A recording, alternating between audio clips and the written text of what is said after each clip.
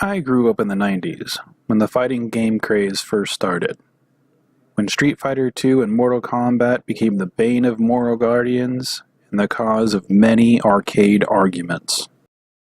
And while it was not as popular in my local arcade, Tekken is another fighting franchise that started in the 90s and is still going strong with over a dozen games. Tekken follows the story of Kazuya and his revenge against his father, Heihachi, during his father's King of Iron Fist tournament, using the power of the Devil Gene. And like many Japanese properties, a movie was made of it. These are not like the American-made live-action movies like Mortal Kombat or Street Fighter. Of course! Instead, it was an OVA, or original video animation. The Tekken OVA loosely follows the story of Tekken the game, but takes some characters and ideas from Tekken 2 and 3. Many Japanese properties had OVAs made, such as this as well. Parasite Eve, the game, was made by the same company that makes the Final Fantasy games. And it was their first mature rated game. But the OVA was actually not based on the game. Both the game and the OVA are based on a book by the same name. Well, the game is more of a sequel to the book, but the OVA is the adaptation.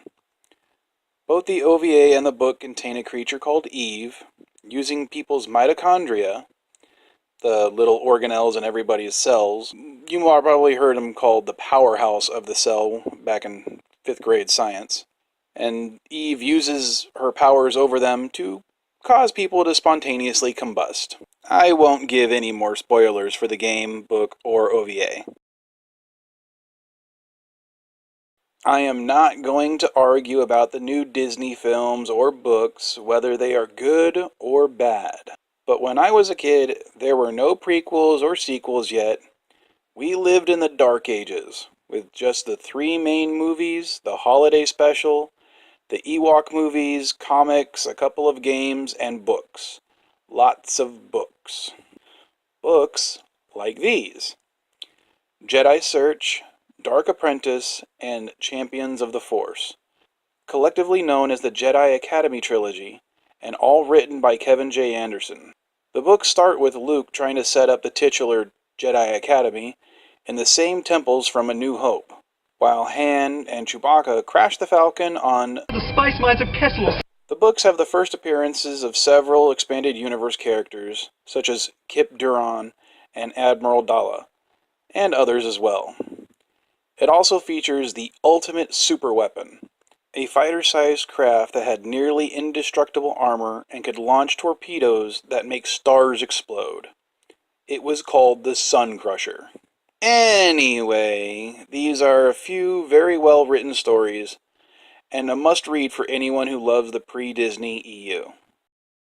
Just like before, it is just happenstance that I recently found this game, and I am in no way adding it to this episode because there's a new Addams Family movie coming this October. Like some other people have said, and I agree, why the heck was this game made? Based on the 1964 series of the same name, and while the show had an animated version made in 1973 and a made-for-TV film in 1977, there was no real reason why Fester's Quest was to be made. It was before the 90s revival with the movie and the sequel and the 90s animated show, but I don't remember there being fans clamoring for a Addams Family game back in 1989. But it was made, and has the nonsensical story of Uncle Fester battling aliens like a macabre Duke Nukem, and without the humor of the original show. That's basically all I wanted to complain about. Go see the movie. Of course! Well, I found these recently. A pretty cool set that has various Halo figures and featuring the enemies The Flood. I know I had to put them on the store page, but I liked the idea. So I bought one of these for myself. I didn't know what figure it would be, and as I wanted the ship, I kind of felt the back and the packaging, and fortunately I chose right. So let's see if I can build the thing.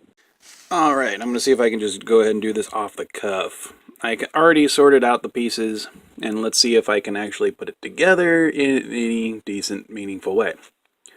So it looks like we start out with one of these and one of these.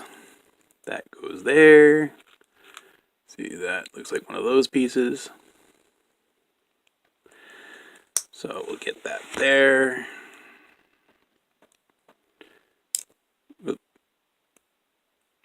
And little thing there, little thing there. Alright, next it looks like we got this piece. We'll go there. Let's see, followed by another one of these. So after that, oh, we finally got a different color. We got this little one, followed by two more of these little pieces. If you're going to complain about me not knowing the actual names of the pieces, go ahead, I don't care. Alright, then more of these ones, or at least this color. They go along there. It's probably going to be the main body of the thing. With one of these on top. There we go. One of these goes on the end. And then we get to these guys. Looks like one goes right there. Alrighty, after that, we go to a new section. Starting off with this. And we're gonna put one of those there. One of these on either side of that.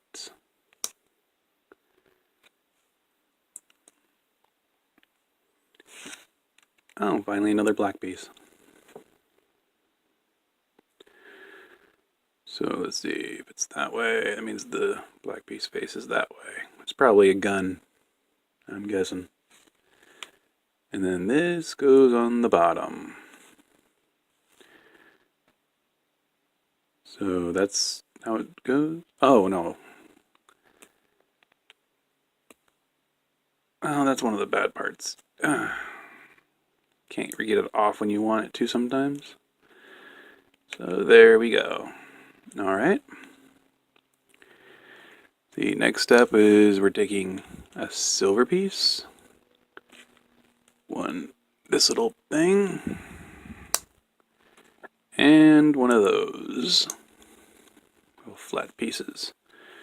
And it's going on the bottom.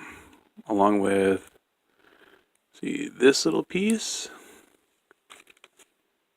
And this. Okay, oh, and this piece goes right here.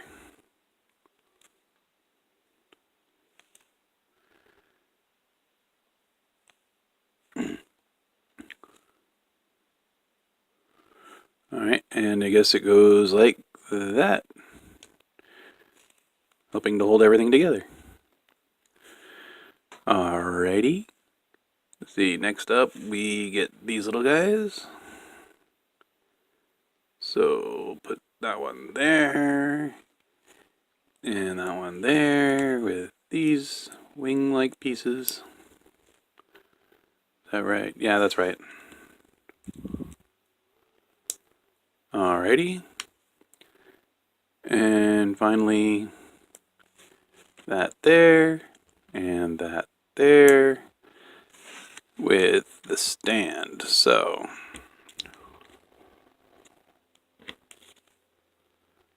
stand, they want to go right there.